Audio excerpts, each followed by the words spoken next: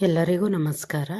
ನಾನು ಈ ದಿನ ಮುಖಪುಸ್ತಕದಲ್ಲಿ ನನಗೆ ಹಲವಾರು ವರ್ಷಗಳಿಂದ ಚಿರಪರಿಚಿತವಾಗಿರುವಂಥ ಒಬ್ಬರು ಸ್ನೇಹಿತರ ಪರಿಚಯನ ಮಾಡಿಕೊಡ್ಬೇಕು ಅಂತೇಳಿ ಈ ವಿಡಿಯೋನ ಮಾಡಿರುವಂಥದ್ದು. ಇವ್ರ ಹೆಸರು ಬಂದು ಪ್ರೇಮ ಅಂತೇಳಿ, ಮೂಲತಃ ಧಾರವಾಡದವರು. ಇವರು ಹಲವಾರು ವರ್ಷಗಳಿಂದ ಸಾಹಿತ್ಯ ಕ್ಷೇತ್ರದಲ್ಲಿ ತನ್ನನ್ನು ತಾನು ಗಟ್ಟಿಯಾಗಿ ನೆಲೆಯೂರಿಸ್ಕೊಳ್ತಾ ಹಲವಾರು ಜನ ಯುವ ಬರಹಗಾರರನ್ನು ಕೂಡ ಪ್ರೋತ್ಸಾಹಿಸ್ತಾ ನಮ್ಮ ಮುಂದೆ ನಿಂತಿರುವಂಥದ್ದು. ಪ್ರೇಮ ಅವರು ಸರ್ಕಾರಿ ಹುದ್ದೆಯಲ್ಲಿದ್ದರೂ ಕೂಡ ಹವ್ಯಾಸಿ ಬರಹಗಾರರಾಗಿ ಕೆಲವೊಂದು ಪುಸ್ತಕಗಳನ್ನು ಕೂಡ ಲೋಕಾರ್ಪಣೆಗೊಳಿಸಿದ್ದಾರೆ. ಜೊತೆಗೆ ಹಲವಾರು ಸಾಹಿತ್ಯ ವೇದಿಕೆಗಳಲ್ಲಿ ಇವರು ಕವಿತೆ ವಾಚನಗಳನ್ನ ಮಾಡಿದ್ದಾರೆ. ಜೊತೆಗೆ ಸಾಹಿತ್ಯ ಕ್ಷೇತ್ರದಲ್ಲಿ ಮಾಡಿರುವಂಥ ಸೇವೆಗೆ ಹಲವಾರು ಪ್ರಶಸ್ತಿಗಳನ್ನು ಕೂಡ ತಮ್ಮ ಮುಡಿಗೇರಿಸ್ಕೊಂಡಿದ್ದಾರೆ. ಇಂಥ ಒಬ್ಬ ವಿಭಿನ್ನ ವ್ಯಕ್ತಿನ ಪರಿಚಯ ಮಾಡಿಕೊಡೋದಕ್ಕೆ ನಾನಿವತ್ತು ತುಂಬ ಖುಷಿ ಪಡ್ತಾ ಪ್ರೇಮ ಅವರ ಒಂದು ಬರಹದ ಮೂಲಕ ಅವ್ರನ್ನ ನಿಮಗೆಲ್ರಿಗೂ ಕೂಡ ಪರಿಚಯ ಮಾಡಿಕೊಡ್ತಾ ಇದ್ದೀನಿ. ಪ್ರೇಮ ಅವರು ಬರೆದಂಥ ಒಂದು ಬರಹ ಇತ್ತೀಚೆಗೆ ನಾನು ಅವ್ರ ವಾಲ್ನಲ್ಲಿ ಓದಿದಂಥದ್ದು. ಬರಹದ ಶೀರ್ಷಿಕೆ ಬಂದು ಬಾ ಗೆಳತಿ ಇಲ್ಲಿ ನೋಡು ಅಂತೇಳಿ. ಬರಹ ಒಂದು ವಿಭಿನ್ನವಾದಂಥ ಬರಹ ಇದಾಗಿದೆ. ಸೊ ಇವಾಗ ನಿಮ್ಮ ಮುಂದೆ ಪ್ರಸ್ತುತಪಡಿಸ್ತೀನಿ, ಕೇಳಿ. ಬಾ ಗೆಳತಿ ಇಲ್ಲಿ ನೋಡು, ಈ ಮರದ ಕೆಳಗೆ ನಾನು ನೀನು ಕೂತು ಆಡಿದ ಅದೆಷ್ಟೋ ನುಡಿಗಳು ನಿನಗೆ ನೆನಪಿದೆಯೇ? ಈ ಮರದ ಕೆಳಗೆ ನಾನು ನೀನು ಕೂತು ಆಡಿದ ಅದೆಷ್ಟೊಂದು ನುಡಿಗಳು ನಿನಗೆ ನೆನಪಿದೆಯೇ? ನನಗೆಲ್ಲ ಇಂದಿಗೂ ಹಸಿರಾಗೇ ಇವೆ, ನನಗೆಲ್ಲ ಇಂದಿಗೂ ಹಸಿರಾಗೇ ಇವೆ. ಆದರೆ ಈ ಮರವೇಕೆ ಸೊರಗಿ ಹೋಗಿದೆ? ಆದರೆ ಈ ಮರವೇಕೆ ಸೊರಗಿ ಹೋಗಿದೆ? ನಾನು ನೀನು ಕೊನೆಯ ಬಾರಿ ಸಿಕ್ಕಾಗ ನಾನಂದು ಅತ್ತ ಕಣ್ಣೀರ ಬಿಸಿತಾಪ ಏನಾದರೂ ತಟ್ಟಿದ್ದೆ? ನಾನು ನೀನು ಕೊನೆಯ ಬಾರಿ ಸಿಕ್ಕಾಗ ನಾನಂದು ಅತ್ತ ಕಣ್ಣೀರ ಬಿಸಿತಾಪ ಏನಾದರೂ ತಟ್ಟಿದ್ದೆ?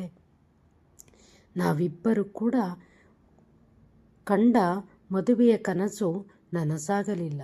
ನಾವಿಬ್ಬರು ಕೂಡ ಕಂಡ ಮದುವೆಯ ಕನಸು ನನಸಾಗಲಿಲ್ಲ. ನಾವು ಕಂಡ ಕನಸಿನ ಆ 2 ಮಕ್ಕಳು ನಿಜವಾಗಲಿಲ್ಲ. ನಾವು ಕಂಡ ಕನಸಿನ ಆ 2 ಮಕ್ಕಳು ನಿಜವಾಗಲಿಲ್ಲ. ನಾವು ತೊಟ್ಟಿಲು ಕಟ್ಟಿ ಆಡಿಸಿದ ಆ ನೋವು ಮರೆಯಲು ಸಾಧ್ಯವಿಲ್ಲ.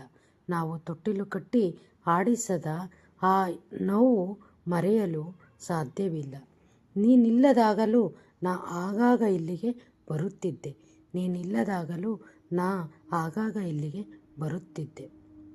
ಬಂದು ಈ ಮರದಲ್ಲಿ ಕಟ್ಟಿದ ಎಷ್ಟೋ ಗುಬ್ಬಿಗಳ ನೋಡಿ ಸಂತೋಷ ಪಡುತ್ತಿದ್ದೆ. ಬಂದು ಈ ಮರದಲ್ಲಿ ಕಟ್ಟಿದ ಎಷ್ಟೋ ಗುಬ್ಬಿಗೂಡುಗಳ ನೋಡಿ ಸಂತೋಷ ಪಡುತ್ತಿದ್ದೆ. ಹಕ್ಕಿಗಳ ಕಲರವ ಕೇಳಿ ನಿನ್ನ ನಗು ಜ್ಞಾಪಿಸಿಕೊಳ್ಳುತ್ತಿದ್ದೆ. ಹಕ್ಕಿಗಳ ಕಲರವ ಕೇಳಿ ನಿನ್ನ ನಗು ನೆನಪಿಸಿಕೊಳ್ಳುತ್ತಿದ್ದೆ.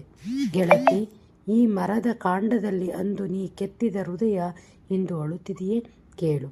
ಗೆಳತಿ, ಈ ಮರದ ಕಾಂಡದಲ್ಲಿ ಅಂದು ನೀ ಕೆತ್ತಿದ ಹೃದಯ ಇಂದು ಅಳುತ್ತಿದೆಯೇ ಕೇಳು.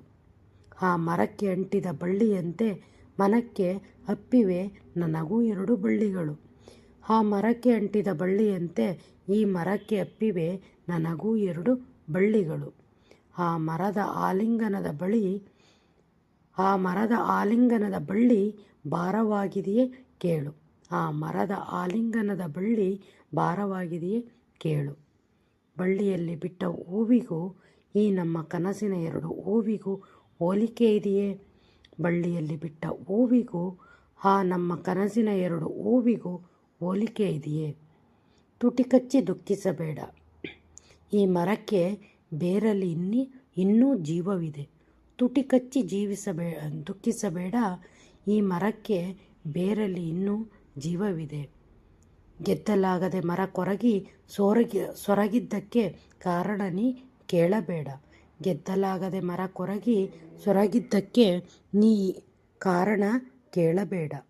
ಹುಟ್ಟು ಗೊತ್ತಿದ್ದು ಸಾವು ಇಲ್ಲದೆ ಇರುವುದೇ ಈ ಪ್ರೀತಿ. ಹುಟ್ಟು ಗೊತ್ತಿದ್ದು ಸಾವು ಇಲ್ಲದೆ ಇರುವುದೇ ಈ ಪ್ರೀತಿ. ಎಂಥ ಅದ್ಭುತವಾದಂಥ ಬರಹವನ್ನು ಪ್ರೇಮ ಅವರು ಬರೆದಿದ್ದಾರೆ. ನಿಜಕ್ಕೂ ಒಂದು ವಿಶೇಷ ಬರಹ ಇದಾಗಿತ್ತು. ಸೊ ನನಗೆ ತಿಳಿದಂತೆ ಪ್ರೇಮ ಅವರೇ ಈ ಬರಹವನ್ನು ವಾಚನ ಮಾಡಿದ್ದೀನಿ. ವಾಚನ ಕ್ರಿಯೆಯಲ್ಲಿ ಏನಾದರೂ ತಪ್ಪಾಗಿದ್ದರೆ ದಯಮಾಡಿ ಕ್ಷಮಿಸಿ ಅಂತ ಕೋರ್ತಾ, ನೀವು ಮತ್ತಷ್ಟು ಸಾಹಿತ್ಯ ಕ್ಷೇತ್ರಗಳಲ್ಲಿ ಗಟ್ಟಿಯಾಗಿ ನೆಲೆಯೂರಬೇಕು, ಮತ್ತಷ್ಟು ಹೊಸ ಯುವ ಬರಹಗಾರರಿಗೆ ಬೆನ್ತಟ್ಟಬೇಕು, ಸದಾ ಪ್ರೋತ್ಸಾಹಿಸಬೇಕು ಅಂತ ಕೇಳ್ತಾ, ನಿಮ್ಮ ಮುಂದಿನ ಸಾಹಿತ್ಯ ಕೃಷಿ ಕಾಯಕ ಯಶಸ್ವಿಯಾಗಿ ಸಾಗಲಿ ಅಂತ ಹಾರೈಸ್ತಾ, ಮತ್ತೊಮ್ಮೆ ಮಗದೊಮ್ಮೆ ಅಭಿನಂದನೆಗಳನ್ನ ತಿಳಿಸ್ತಾ ಅವಕಾಶಕ್ಕಾಗಿ ವಂದಿಸ್ತೇನೆ. ಜೈ ಹಿಂದ್, ಜೈ ಕರ್ನಾಟಕ ಮಾತೆ.